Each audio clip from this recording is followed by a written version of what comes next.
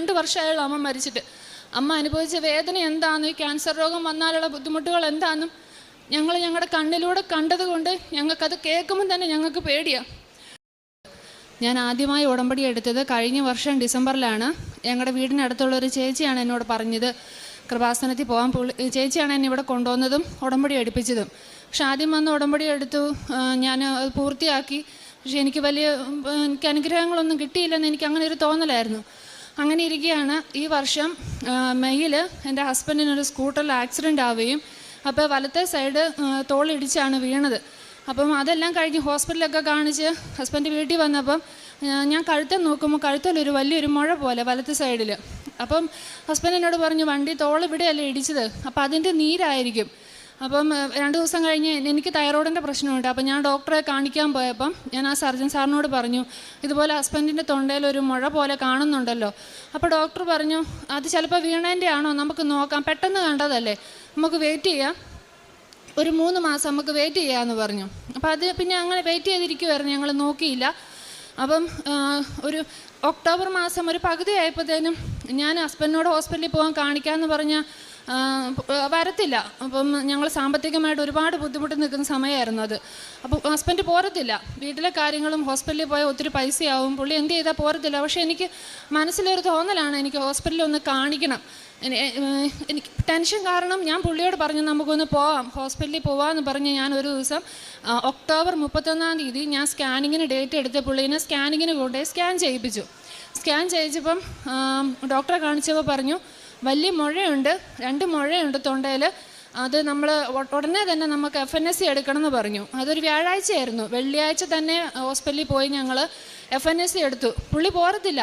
അപ്പം ഞങ്ങളുടെ കസിന് അവരൊക്കെ നിർബന്ധത്തിന് വഴങ്ങി പുള്ളി പോന്നു. FNSC എടുത്തു. വൈകുന്നേരം റിസൾട്ട് വന്നു.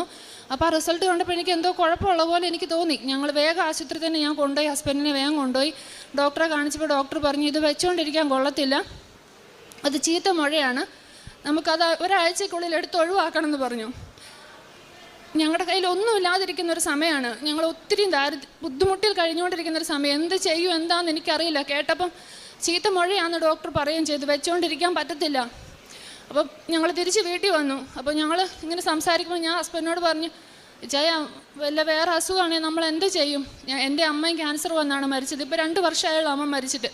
അമ്മ അനുഭവിച്ച വേദന എന്താണെന്നും ഈ ക്യാൻസർ രോഗം വന്നാലുള്ള ബുദ്ധിമുട്ടുകൾ എന്താണെന്നും ഞങ്ങളുടെ കണ്ണിലൂടെ കണ്ടതുകൊണ്ട് ഞങ്ങൾക്കത് കേൾക്കുമ്പോൾ തന്നെ ഞങ്ങൾക്ക് പേടിയാണ്. അപ്പം ഞങ്ങൾ ഓർത്തു നമുക്ക് വേറെ ആരോടെങ്കിലും അഡ്വൈസ് ചോദിക്കാം. അപ്പം ഞങ്ങൾ അറിയുന്ന ഡോക്ടർമാരെ എല്ലാവരെയും വിളിച്ച് ചോദിച്ചു. അപ്പോൾ എല്ലാവരും അതാണ് പറയണത്, വെച്ചുകൊണ്ടിരിക്കാൻ പറ്റത്തില്ല, അത് ചീത്തയായിട്ടൊരു മുഴയാണെന്നാണ് കാണിക്കുന്നത്, അത് പെട്ടെന്ന് തന്നെ ഒഴിവാക്കണം എന്ന് പറഞ്ഞു.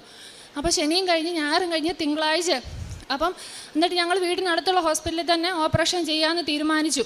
പൈസ ഒന്നും കയ്യിലില്ല, എങ്ങനെ ചെയ്യും എന്താണെന്നൊന്നും അറിയില്ല. വീട്ടിൽ വേറെ ആരുമില്ല, ഞാനും ഹസ്ബൻഡും എൻ്റെ അച്ഛനുമാണ് വീട്ടിൽ. എൻ്റെ അച്ഛന് സുഖമില്ലാത്ത ഒരാളാണ്. അപ്പോൾ ഞങ്ങൾക്ക് ടെൻഷൻ, കുഞ്ഞിൻ്റെ കാര്യം എന്താവും, വീട്ടിലെ ചിലവ് കാര്യങ്ങൾ, ഓപ്പറേഷൻ എന്ത് ചെയ്യും എനിക്കറിയില്ല, എങ്ങനെയാവും, ഞങ്ങൾക്ക് ടെൻഷനായിരുന്നു. വേറെ ആരുമില്ല, എന്നെക്കൊണ്ട് തന്നെ ഇതെല്ലാം മാനേജ് ചെയ്യാൻ പറ്റുമോ? അപ്പം അടുത്ത ഹോസ്പിറ്റലിൽ തന്നെ ഓപ്പറേഷൻ ചെയ്യാൻ ഞങ്ങൾ തീരുമാനിച്ച് ഒരു വ്യാഴാഴ്ചത്തേന് ഡേറ്റ് തന്നു. തിങ്കളാഴ്ച തന്നെ ഞാനും എൻ്റെ ഹസ്ബൻഡും, ഞങ്ങൾ ആരോടും പറഞ്ഞില്ല.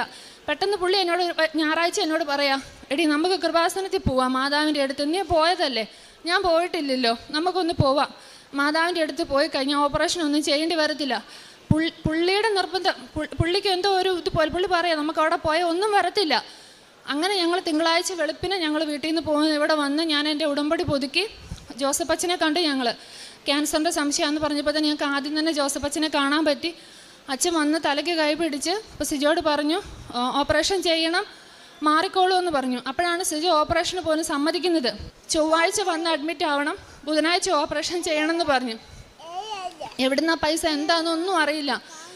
പിറ്റേ ദിവസം തന്നെ ചൊവ്വാഴ്ച രാവിലെ അഡ്മിറ്റ് ആവാൻ ഞങ്ങൾ പോകുന്നതിന് മുമ്പ് തന്നെ ഞാൻ സിജോനെ പള്ളിയിൽ പോയി കുമ്പസാരിച്ച് കുർബാന സ്വീകരിപ്പിച്ച് ഒരുക്കത്തോടു കൂടി തന്നെ ഞാൻ സിജോനെ ഓപ്പറേഷന് വിട്ടു. ഞങ്ങൾ ചൊവ്വാഴ്ച അഡ്മിറ്റായി. അപ്പം മാതാവ് എനിക്ക് പൈസ തന്ന് അനുഗ്രഹിച്ച് തന്നെ. ഞങ്ങൾ അഡ്മിഷൻ്റെ സമയത്ത് ഞങ്ങൾക്ക് പൈസ കെട്ടണമായിരുന്നു. ഒന്നുമില്ലാണ്ടാണ് ഞങ്ങൾ പോകുന്നത്. ഞങ്ങൾ മാതാവിന് അനുഗ്രഹം കൊണ്ട് എനിക്ക് അവിടെ പൈസ കിട്ടി. ഞങ്ങൾ ഓപ്പറേഷന് പോയി അഡ്മിറ്റായി. ബുധനാഴ്ച ഓപ്പറേഷന് കയറ്റി 2 മണിയായപ്പം ഓപ്പറേഷൻ കുറച്ച് സമയം കൂടുതലെടുത്തു. ഉള്ളിലോട്ട് വലിയ മുഴയായിരുന്നു. ഓപ്പറേഷൻ കഴിഞ്ഞ് ഡോക്ടർ ഇറക്കി കഴിഞ്ഞപ്പോൾ ഡോക്ടർ എന്നോട് പറഞ്ഞു, വലിയ മുഴയായിരുന്നു, നല്ല ബ്ലീഡിങ് ആയിരുന്നു. ബ്ലീഡിങ് ഉള്ള മുഴ അത് ക്യാൻസറിൻ്റെ മുഴയാണെന്നാണ് ഡോക്ടർ എന്നോട് പറഞ്ഞു. എന്നിട്ട് സിജോനെ ഞാൻ കയറി കണ്ടു. അവിടെ കണ്ട് ഞാൻ കയറിയപ്പോൾ എന്നോട് സിജോ പറഞ്ഞു വയറിന് വേദനയാണെന്ന് പറഞ്ഞു. അപ്പം മൂത്രത്തിക്കല്ലിന് പ്രശ്നമുള്ളൂ, അതായിരിക്കുമെന്ന് കരുതി. ഓൾറെഡി ഈ ടെസ്റ്റിസിലൊരു സിസ്റ്റ് പോലെ ഉണ്ടായിരുന്നു പുള്ളിക്ക്. അപ്പം ഡോക്ടർമാരൊക്കെ നോക്കുന്നുണ്ട്, വേദന എന്താണെന്ന് മനസ്സിലാവുന്നില്ല. ഓപ്പറേഷൻ കഴിഞ്ഞ് ഇറക്കിയിട്ടുള്ളൂ, നല്ല ബ്ലീഡിങ്ങും ആയിരുന്നു.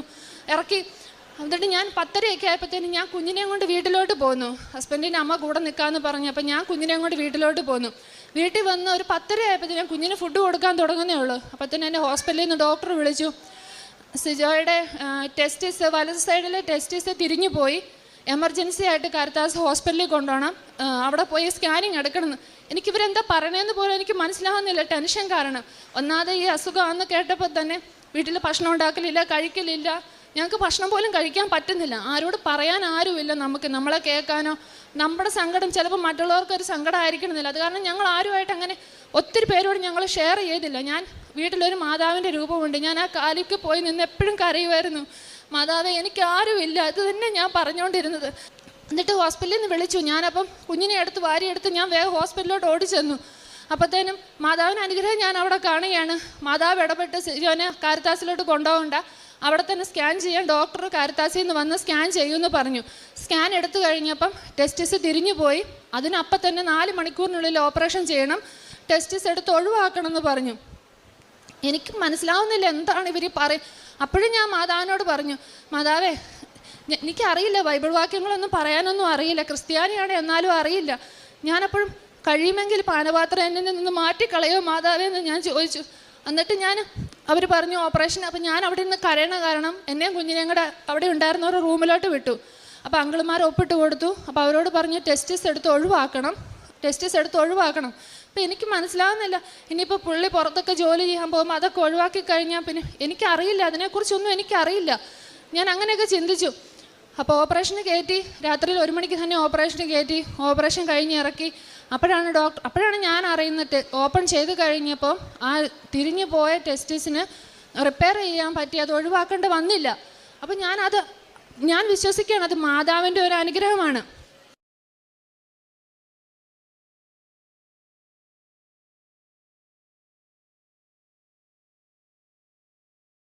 ഓപ്പറേഷൻ അങ്ങനെ അതെല്ലാം കഴിഞ്ഞു. സിജോയ്ക്ക് കുഴപ്പമൊന്നുമില്ലാണ്ട് റൂമിലോട്ട് മാറ്റി. 4 ദിവസം അഡ്മിഷനായിരുന്നു പറഞ്ഞത്, പക്ഷേ ചുമയായിരുന്നു. ഓപ്പറേഷൻ കഴിഞ്ഞിട്ട് 8 ദിവസം കഴിഞ്ഞ് ഞങ്ങൾ ഡിസ്ചാർജായി വീട്ടിൽ വന്നു.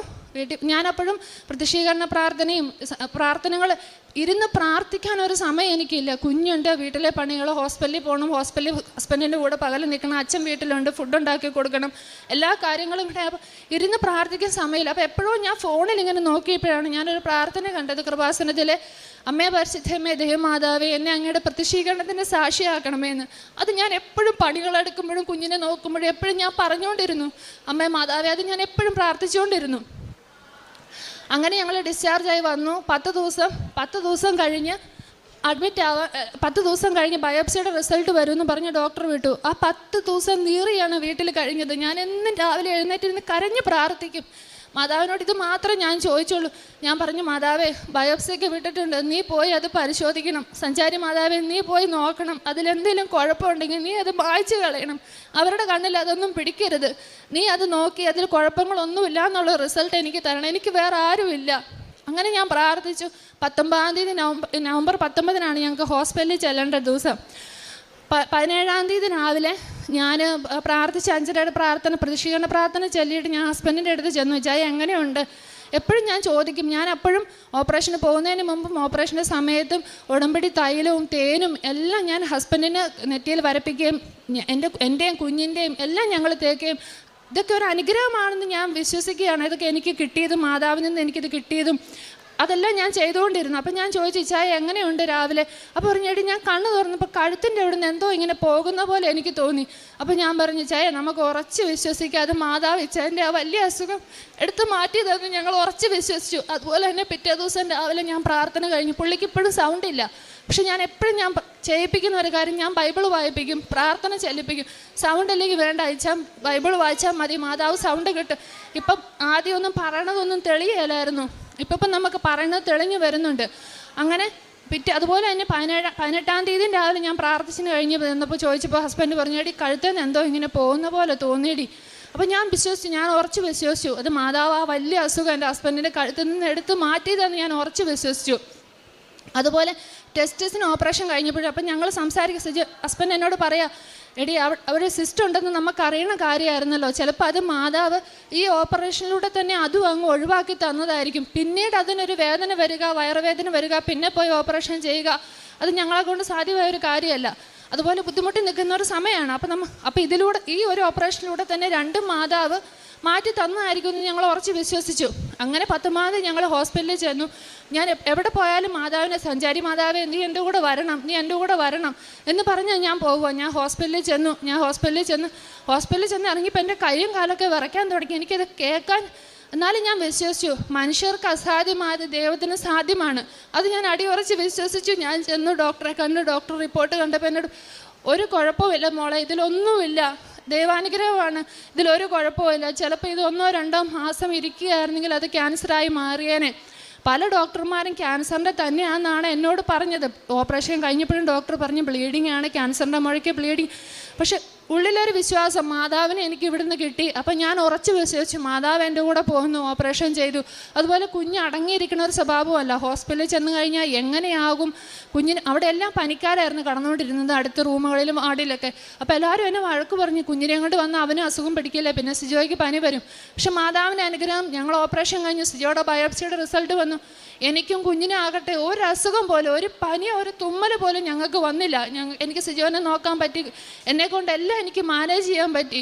ഇതൊക്കെ മാതാവിൻ്റെ അനുഗ്രഹമായി ഞാൻ ഒരിക്കലും നന്ദി പറഞ്ഞാൽ തീരില്ല. ബയോപ്സിയിൽ ഒരു കുഴപ്പമില്ലായിരുന്നു ഹസ്ബൻഡിന്. എവിടെയെല്ലാം ഡോക്ടർമാരെ കാണിച്ചു, അവരെല്ലാം പറഞ്ഞത് അത് തന്നെയാണ്. ഞാനിതിൽ എൻ്റെ കൃപാസന മാതാവിന് 1000 നന്ദി പറയുകയാണ്. ഞാൻ എൻ്റെ ജീവിതകാലം മുഴുവൻ മാതാവിന് ഞാൻ സ്തുതിയും നന്ദി അർപ്പിക്കുന്നു.